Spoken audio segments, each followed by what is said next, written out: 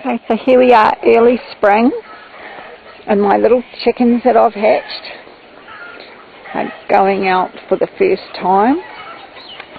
So here's my setup to get them out onto the grass.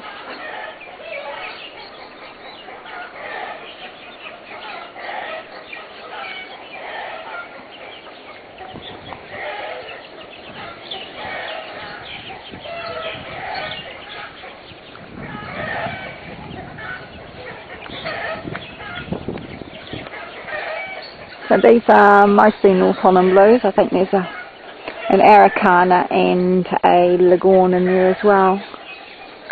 But I have hopefully sorted out all the males. There's a couple of young ones there still that I think are males, but I'll just give them the benefit of the doubt.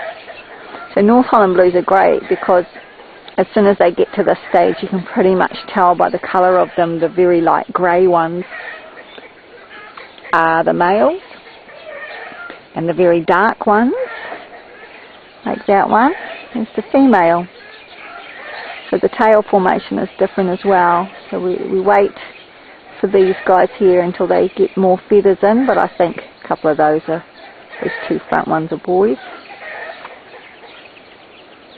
Okay, so it's all about getting them out in the fresh air at this stage.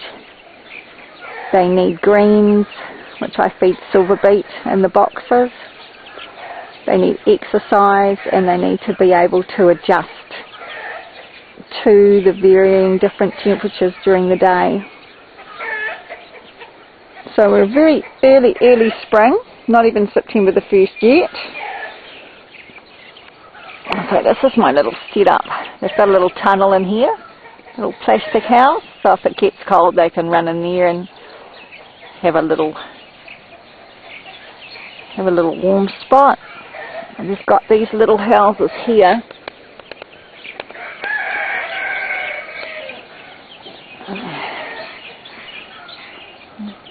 See their little half-round barns?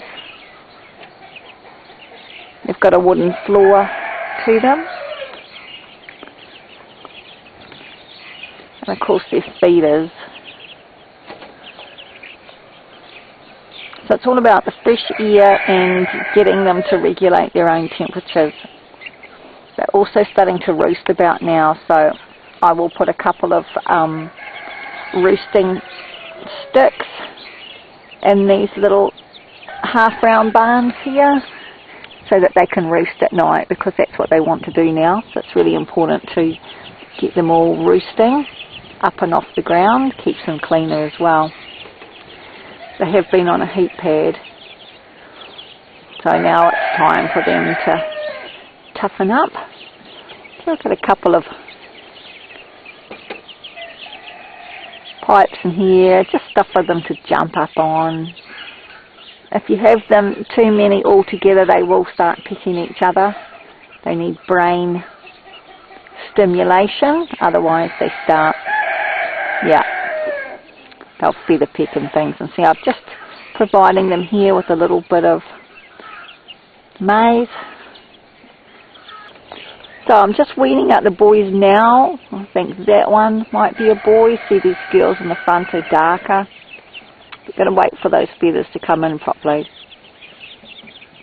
so you can tell. Here's some North Holland Blue cockerels, all separated off. This is the earliest that I do them, because I'm going to rear these ones for meat. So they've got a nice clean environment. And we've got them on the fattening food. So this is a big advantage to the North Holland breed, is that you can sex these cockerels out very, very early. So if you wanted to, you could just rear the pullets. But these guys are well worth rearing for meat. And I'll keep them for a couple more months, and then they will go into the freezer. And there'll be quite a lot of food that goes into them before then. So I want them clean, I want them in a good environment. So plenty of feed available, plenty of fresh water, lots of green grass. And on the roof, of course, we've got our bit of plastic, so it turns it into a little bit of a mini hothouse. This is a huge advantage to that North Holland breed, is the fact that these cockerels are so much lighter than the girls, so you can tell them straight out. Every now and again there's one or two that are hard to tell, but those guys are absolutely cockerels. No doubt about it. They're so light. Got one there that's a bit darker, but I'm pretty sure it's a cockerel. Also, you can tell with the behaviour. So these guys will get reared for the freezer. That's your food over there. Plenty of nice clean water. A half round barn to keep them warm if they haven't figured out how to go in this house. So I always like to have one of these out in the pen just in case they're too daft to put themselves in at night. It means that they're not sleeping out in the open. And of course the leghorn, you can tell because he's getting the big comb. As soon as that comb pops up, and you can see it, he's got quite a big comb there, that leghorn. So it's all about knowing your breed really, and getting to know what the characteristics are. These behavioural characteristics. There's gait, you can tell from the way that they run. They're a lot more ganglier and not so delicate. They seem to look more like a dinosaur running around. There's feathering, primary feathers. You'll get different feathering and different breeds on the tail and around the neck. There's faces. You can always look at their faces and tell if they've got that cockerel look about them.